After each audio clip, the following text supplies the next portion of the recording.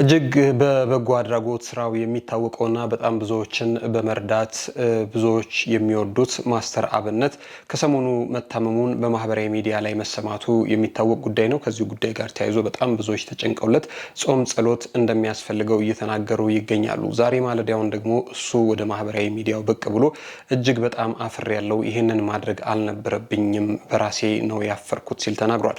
ማስተር አብነት አፍሬያለሁ ያለበት ጉዳይ ምንድነው? የምንነግራቸው ጉዳይ ይሆናል። በሌላ መልኩ ደግሞ እጅግ በጣም አስገራሚም አስደናቂም በሆነ መልኩ የአንድ ቤተሰብ አባላት ልጆቻቸውን መደመር ኮሪደርና ብልጽግና ሲሉ ጠርተዋል። ይህ ጉዳይ እጅጉን እያነጋገረ ያለ ጉዳይ ነው። እጅግም በጣም የሚያስገርም ጉዳይ ነው። በሌላ መልኩ ደግሞ እጅግ በጣም አስገራሚም አስደናቂም በሆነ መልኩ አንድ መስሪያ ቤት ውስጥ አብሯት የሚሰራን ሰው በማጥናትና በመሰለል እስከ 300,000 የኢትዮጵያ ብር ካልሰጠኸኝ ቤተሰቦችህን በመተት እገድላለሁ ብላ አስፈራርታ 300,000 ብር ለመቀበል ሙከራ ያደረገች አንዲት ግለሰብ መያዟንና ምንድን ያደረገችው የሚለውን ጉዳይ የምንነግራቸው ይሆናል።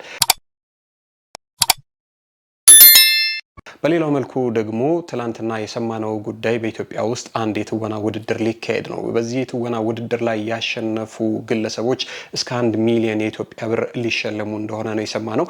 ይህንም ብቻ ሳይሆን በውብ አዲስ የሚል አዲስ ተከታታይ የቴሌቪዥን ፊልም ይጀምራል። ድራማ አይደለም፣ ተከታታይ የቴሌቪዥን ፊልም። ከዚህ ከ1 ሚሊዮን ብር ሽልማት በመለስ ደግሞ እነዚህ ይህንን ውድድር የሚያሸንፉ ሰዎች ደግሞ እዚህ ፊልም ላይ እንደሚሳተፉ ተሰምተዋል። ይህንንም የምንነግራቸው ጉዳይ ይሆናል ማለት ነው። የጊዜ ሚዲያ ቤተሰቦች ዛሬም እንደወትሮው ለእናንተ ይሆናሉ፣ ያስተምራሉ፣ ውሃ የሚያነሳ ሀሳብ አላቸው ብለን ያነሳናቸውን ርዕሰ ጉዳዮች ይዘንላችሁ መጥተናል። እስከ መሰናዷችን ፍጻሜ ድረስ አብራችሁን ቆዩና እነዚህን ርዕሰ ጉዳዮች በዝርዝር ተመልከቱልን። ወደ ጉዳያችን ከመግባታችን በፊት ግን አንድ ጊዜ ሚዲያን ሰብስክራይብ ያላደረጋችሁ ከሆነ ጊዜ ሚዲያን ሰብስክራይብ በማድረግ ቤተሰብ እንድታደርጉን እንድታበረቱን ከወዲሁ በትህትና እንጠይቃለን። ሰብስክራይብ ስታደርጉ ታዲያ የደውል ምልክቱን ተጭናችሁ ዕለት ዕለት የምናዘጋጃቸው መሰናዶዎች እንዲደርሱ እንድታደርጉ በትህትና ጠየቅን። እስከ መሰናዷችን ፍጻሜ ድረስ አብራችሁን ቆዩ። አሁን ወደ መሰናዶቻችን እንመለስ። እናመሰግናለን።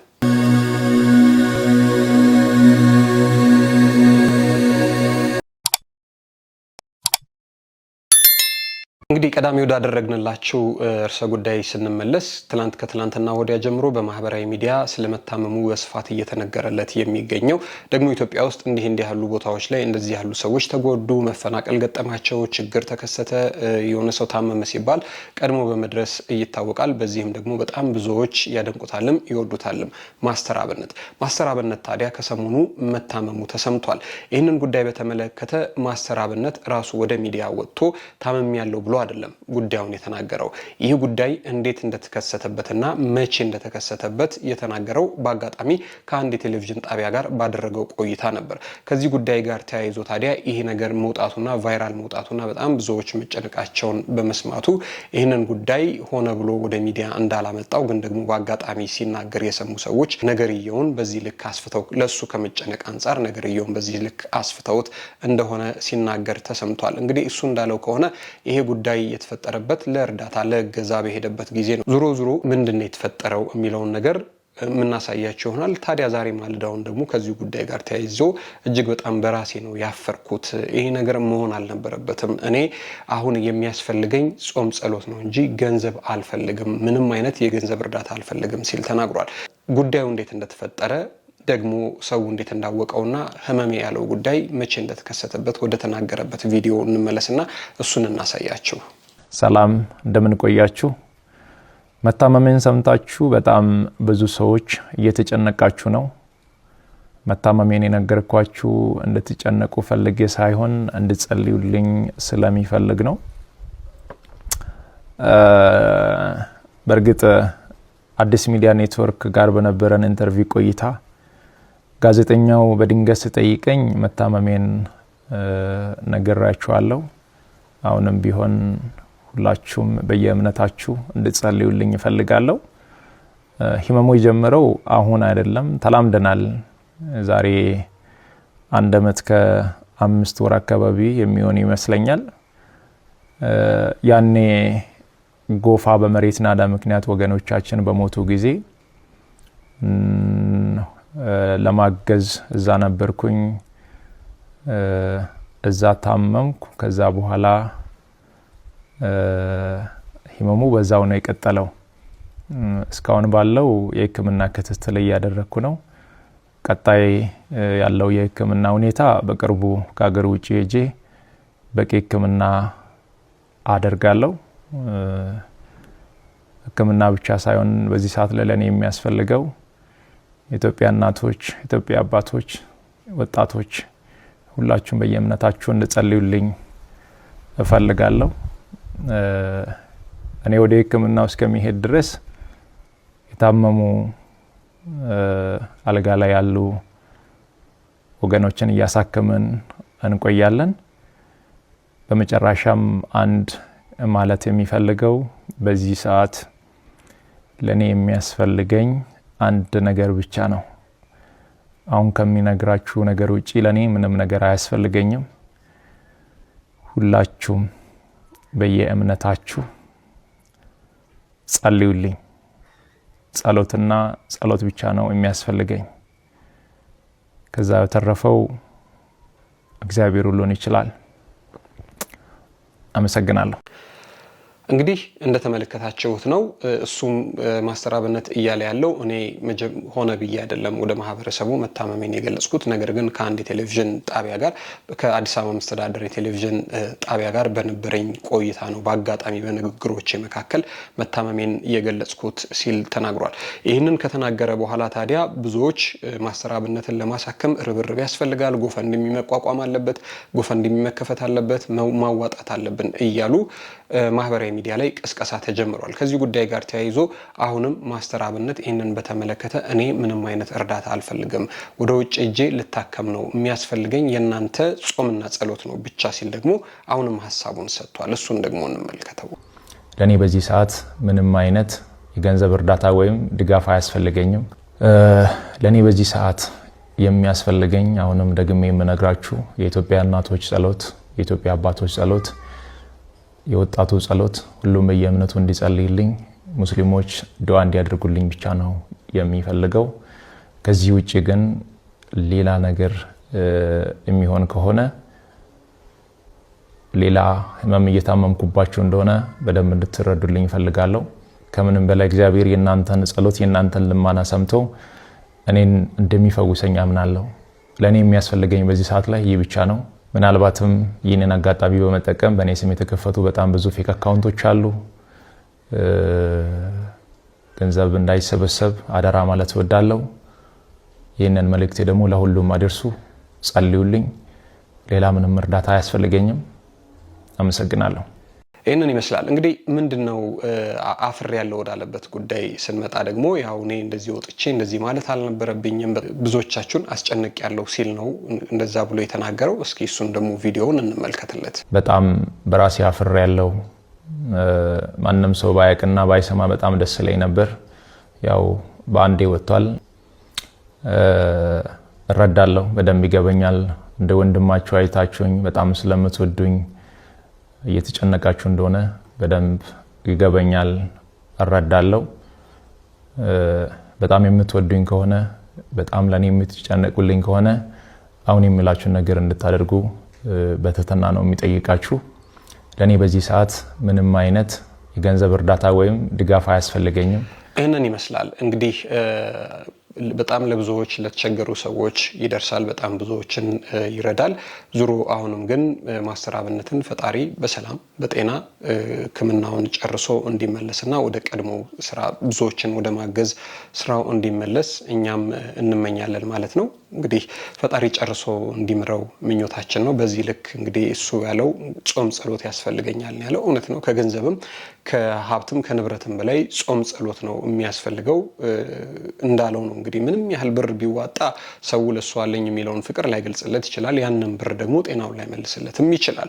ወይል እንግዲህ ከዚህም በተሻለ መልኩ ደግሞ ወደ ሙሉ ጤንነቱ እንዲመለስ እሱ እንዳለው የሚያስፈልገው በጾምና በጸሎት አስቡኝ ነው። የኢትዮጵያ እናት አባቶች ያገዛችሁ የረዳችሁ በሙሉ በጾም በጸሎት እንድታሰቡት ነው የጠየቀው። እኛም ደግሞ ፈጣሪ ጨርሶ እንዲምረው እንመኛለን ማለት ነው። ወደ ሌላኛው ቀጣይ ጉዳይ ደግሞ እንመለስ። የብዙዎቻችን ስም በምክንያት ነው የሚወጣው። ሁልጊዜ ቤተሰብ ውስጥ የተለያየ ስም በምክንያት ይወጣል። ስምን አባት ያወጣዋል፣ ስምን እናት ያወጣዋል፣ ስምን ደግሞ አክስት፣ ጓደኛ፣ ጎረቤት የሚያወጡ ሰዎች አሉ። ስምን በምክንያት ያወጣሉ። አልፎ አልፎ ደግሞ ምናልባትም እንደኔ ኤክሰፕሽናል በሆነ ኬዝ የራሱን ስም የሚያወጣ ሰው ሊኖር ይችላል። በዚህ አጋጣሚ የራሴን ስም ያወጣሁት ራሴ ነኝ፣ ኤልያስ ብዬ ማለት ነው። አሁን ዛሬ የምንነግራቸው ጉዳይ ደግሞ ብዙዎችን ያስገረመ ጉዳይ ነው። የአንድ ቤተሰብ አባላት ያሏቸውን 3 ልጆች በሚገርም መልኩ መደመር፣ ብልጽግናና ኮሪደር ሲሉ ሰይመዋቸዋል። በጣም መነጋገሪያ የሆነ ጉዳይ ሆኗል። አንደኛ ወደዚህ እንግዲህ የዚህ ቤተሰብ አባላት አሁን ላለው መንግስት ድጋፋቸውን መግለጽ ስለሚፈልጉ ለጠቅላይ ሚኒስትር አብይ አህመድ ያላቸውን ፍቅርና አክብሮት መግለጽ ስለፈለጉ ነው የሚሉት። እነሱም እንደዛ ነው የሚሉት። በሌላ መልኩ ደግሞ እንደዚህ መሆን የለበትም፣ የልጆቻቸውን ስም ላይ ያልተገባ ወደፊት ሲያድጉ ያልተገባ ተጽዕኖ ሊፈጥር የሚችል ስም ማውጣት የለባቸውም፣ ቤተሰቦቻቸው ስህተት ሰርተዋል የሚሉ አሉ። በዚህ ጉዳይ ላይ 2 የተለያየ ሀሳብ ነው ያለው። እርሶም የራስዎን ሀሳብ እዚህ ሀሳብ መስጫ ላይ ብታሰፍሩልን ደስ ይለናል። መጀመሪያ ዋነኛውን ጉዳይ ምን እንደሚል እሱን እንንገራችሁ። የዚህ ቤተሰብ አባል በተለይ አባትየው ነው ስም ያወጡት፣ በሆሳና ከተማ መምህር ናቸው። ምንድን ነው የሚለው ጉዳዩን እንንገራችሁ። መነጋገሪያ የሆሳናው መምህር ይላል 3 ልጆቻቸውን መደመር፣ ብልጽግናና ኮሪደር ሲሉ ሰይመዋል። በማዕከላዊ ኢትዮጵያ ክልል ሆሳና ከተማ ነዋሪ የሆኑት መምህር አሸናፊ ለ3 ልጆቻቸው የሰጧቸው ስሞች በማህበራዊ ሚዲያና በአካባቢው ነዋሪዎች ዘንድ ከፍተኛ መነጋገሪያ ሆኗል። መምህሩ ልጆቻቸውን የሰየሟቸው ሀገራዊ የፖለቲካ ኩነቶችን፣ የልማት እንቅስቃሴዎችን መነሻ በማድረግ እንደሆነም ታውቋል። እንደ መምህር አሸናፊ ገለጻ ከሆነ የልጆቻቸው ስያሜ ታሪካዊ አጋጣሚዎችን የሚዘክሩ ናቸው። የመጀመሪያ ልጃቸውን መደመር አሸናፊ ሲሉ ነው የጠሩት። የበኩር ልጃቸው መደመር አሸናፊ ስትሆን ጠቅላይ ሚኒስትር አብይ አህመድ ወደ ስልጣን መምጣታቸውን ተከትሎ መደመር ለኢትዮጵያ ተስፋ ነው በሚል እምነት የተሰየመች እንደሆነች ነው የተገለጸው። ሁለተኛ ልጃቸው ደግሞ ብልጽግና አሸናፊ 6ኛ ሀገራዊ ምርጫ በተካሄደበት ቀን ሰኔ 2013 ዓ.ም የተወለደው ወንድ ልጃቸው ሲሆን ስያሜውም በወቅቱ ምርጫውን ካሸነፈው ፓርቲ ጋር የተያያዘ ሆኖ ነው ብልጽግና አሸናፊ ተብሎ ስሙን ያወጡለት ማለት ነው። እንግዲህ ብልጽግና ስላሸነፈ በአጋጣሚ ደግሞ የአባትየውም ስም አሸናፊ ስለሆነ ብልጽግና አሸነፈ ብለው ያኔ 2013 ላይ የነበረውን ምርጫ ተከትሎ ነው ብልጽግና አሸናፊ ብለው የጠሩት ማለት ነው። ይሄ ደግሞ ከስማቸውም ጋር ተመሳስሏል። በወቅቱ ከነበረው ፓርቲ ማሸነፍም ጋር ተያይዞ ትክክለኛ ስያሜ ሆኖላቸዋል ማለት ነው። ሌላኛውና 3ኛው ደግሞ አስገራሚው ጉዳይ ደግሞ ኮሪደር አሸናፊ የሚል ስም ነው።